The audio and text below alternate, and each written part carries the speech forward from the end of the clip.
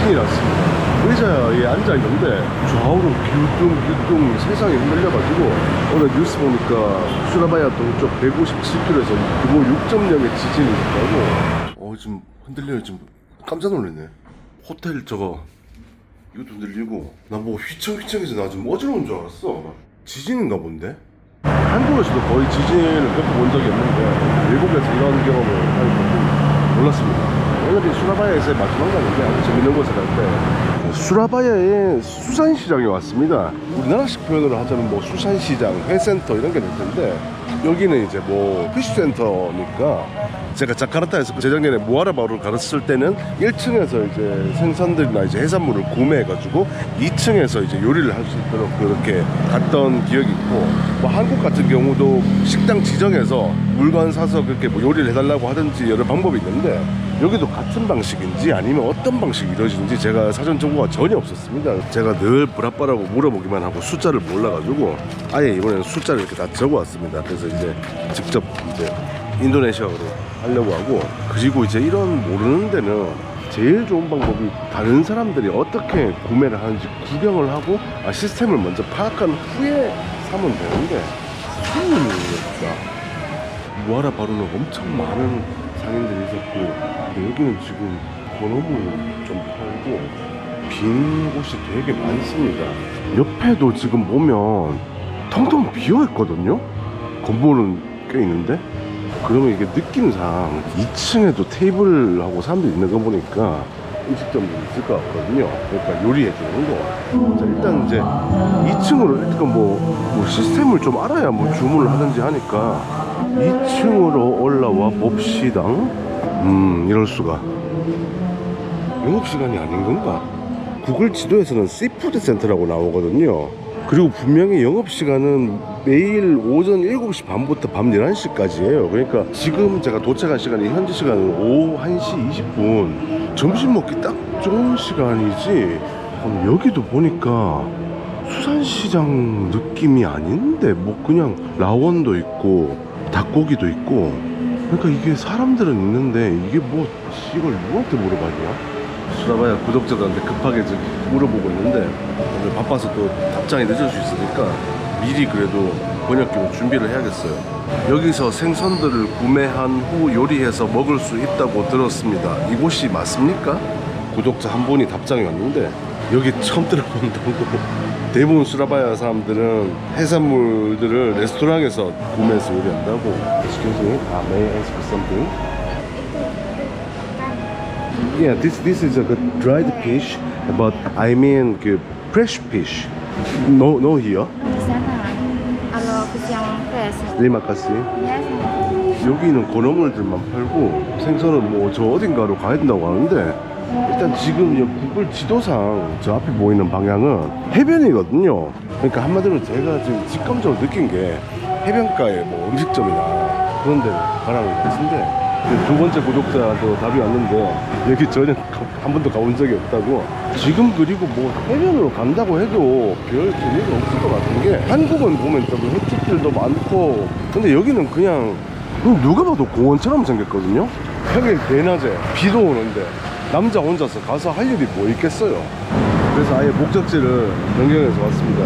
자, 제가 온 곳은 이제 지워크라는 곳입니다. 큰 건물들이 보이고 중간중간 뭐 시설들이 보이긴 한데, 그동안에 봤던 거랑은 또 다른 형태예요. 푸드코트도 아니고 스토어들도 아니고, 그냥 뭐 여기 일대가 지워크인 것 같아요.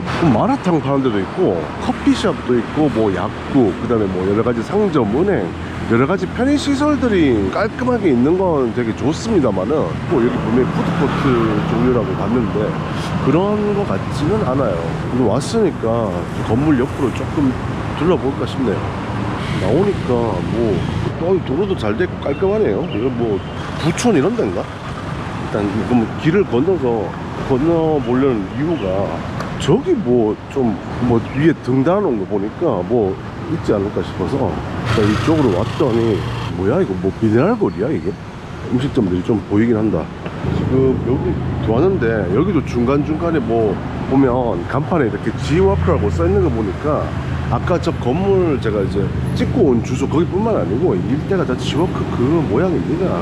이제 뭐 중간중간 보니까 뭐 해산물도 있고 뭐 재밌는 음식들이 있어서 괜찮은 것 같아요.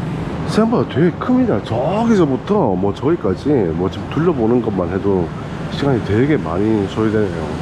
드디어 음식점을 먹고 싶은데 찾았습니다.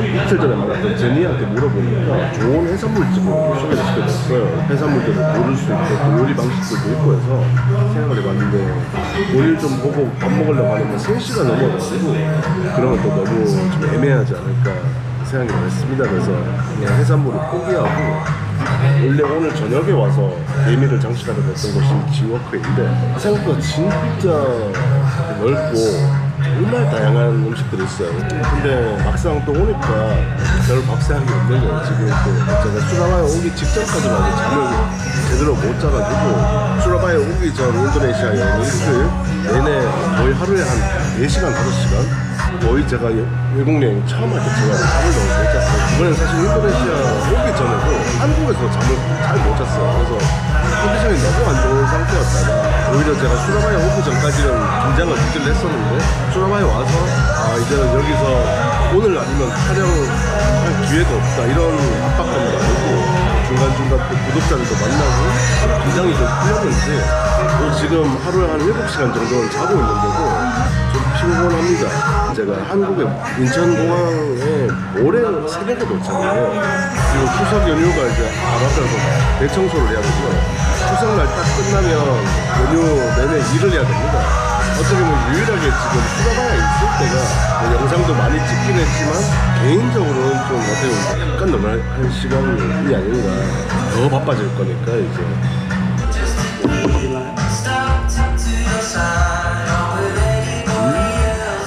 해양고랭 플러스 매콤한 치킨을 좋아합니다. 달콤하다. 뭐 이번 인도네시아 여행도 다른 여행 때와 마찬가지로 더 재밌게 잘할 수 있지 않았을까? 어차피 제 즐거우려고 하는 여행이 아니라 시청자 여러분들께 좋은 영상 보여드리려고 하는 여행이니까 더 잘했어야 되는데 굳이 점수를 매기자면 80점 정도. 아무튼 이번 인도네시아 여행 도착 10일 전에 결정을 했습니다. 도착 10일 전에 결정을 하면서 제가 이제 한 번도 이런 얘기를 영상에서 한 적은 없는데 제가 타로를 볼 줄 알거든요. 마스터까지는 아니고 거의 안 봅니다. 뭐 1년에 한두 번 볼까 말까? 주변에 제가 타로를 봐주는 경우가 없습니다. 근데 사실 이 인도네시아 여행 오기 전에 이번 인도네시아 여행은 어떨까 타로를 한번 봤습니다. 정확히는 인도네시아 여행을 갈까 말까 타로가 그렇게 얘기를 했습니다. 인도네시아 여행을 하게 되면 재밌을 거다, 구독자를 만나서 좋은 시간 보낼 거다, 아마 만족할 거다.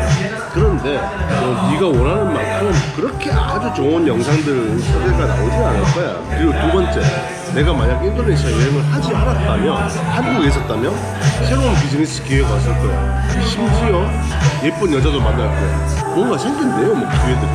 근데 저는 과감하게 다 포기하고 인도네시아 여행을 결정을 했어요. 왜냐면 저한테는 구독자들이 소중하고 2년 전에 저한테 보내주신 그 사랑들 제가 너무 감사하고 어떻게든 또 여행 유튜브로서 또 컨텐츠도 만들어야 되니까 뭐 타로 카드가 100% 정확한 건 아니잖아요. 내 인생은 내가 결정하는 거잖아요. 그러니까 저는 그냥 인도네시아 여행을 최종 결정을 했습니다. 세상 일은 아무도 모르는 거죠.